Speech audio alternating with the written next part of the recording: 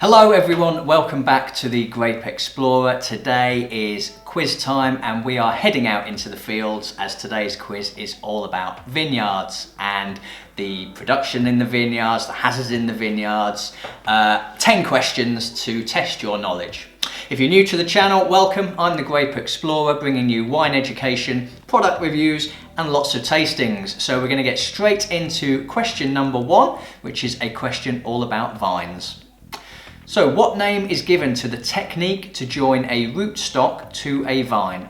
Is it A, splicing? Is it B, grafting? Is it C, splinting? Or is it D, rooting? More often than not, the challenge in my quizzes is coming up with wrong answers. The technique to join a rootstock to a vine is often used because the rootstock is resistant to phylloxera, and this process is done in many places in the world to protect the vine and allow it to grow appropriately. The process itself is called grafting, so if you've gone for answer B, you're off to a good start. So question 2 gets us a little bit more technical. What is diurnal range? Is it A, the distance between the vine's planting positions? Is it B, the growing season time within the wine region? Is it C, the difference between the daytime and nighttime temperatures? Or is it D, the latitude of the vineyard? For me, this is something that I started to cover off quite a lot at WSET level 3, and that's because a lot of your answers around where regions and sub-regions are in the world, you're expected to know things like diurnal range. In this case, the answer is C. Diurnal range is the difference between the daytime and nighttime temperatures, which of course can have a huge influence on the growing capabilities of the grapes through the season. Okay, question number 3 is all about climate types around the world and how we associate them to wine regions. So, which of the following is not a climate descriptor? Is it A, elevated climate? Is it B, continental climate? Is it C, maritime climate? Or is it D, Mediterranean climate? Again, something else you very much cover at WSET, both levels 2 and 3, is understanding where in the world a region is and what type of climate that region has. 3 of these are correct, 1 is incorrect. There is no such thing as elevated climate. So if you've answered A, absolutely correct, good job.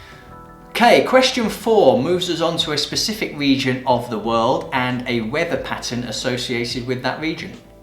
So, what is the name of the ocean current that cools certain regions of Chile? Is it A, the Benguela Current? Is it B, the Gulf Stream?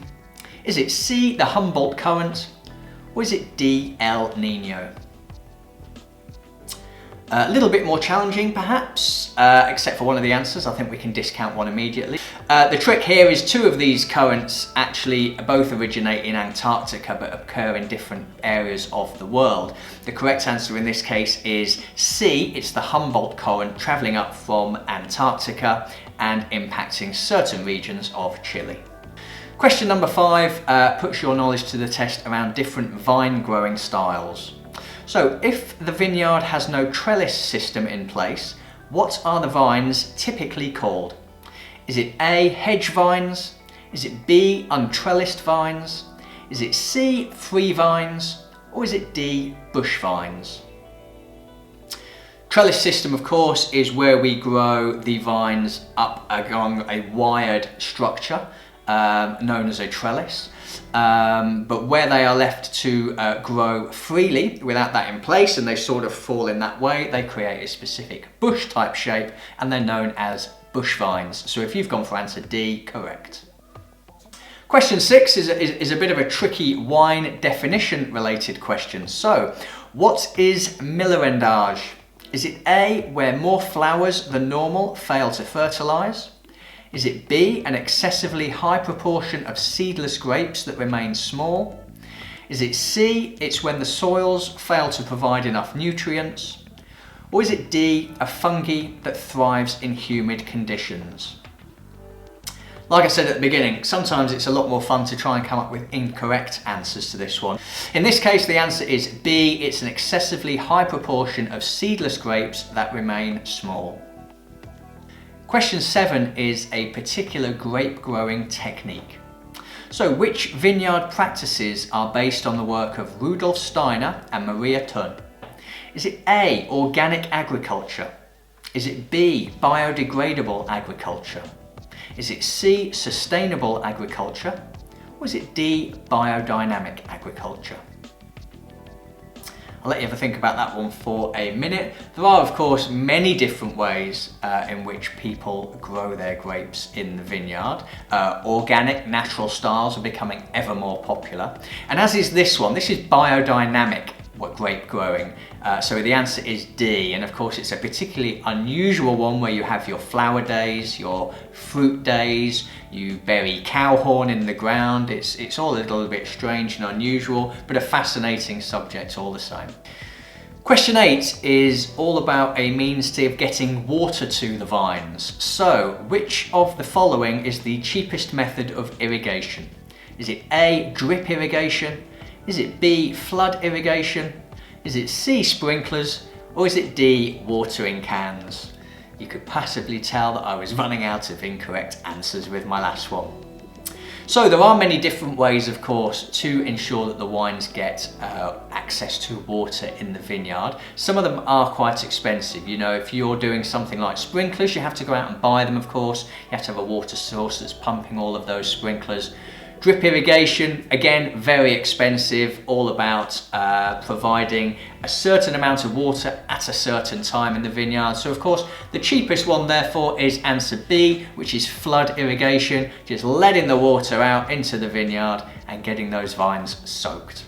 Question 9, a very scientific question.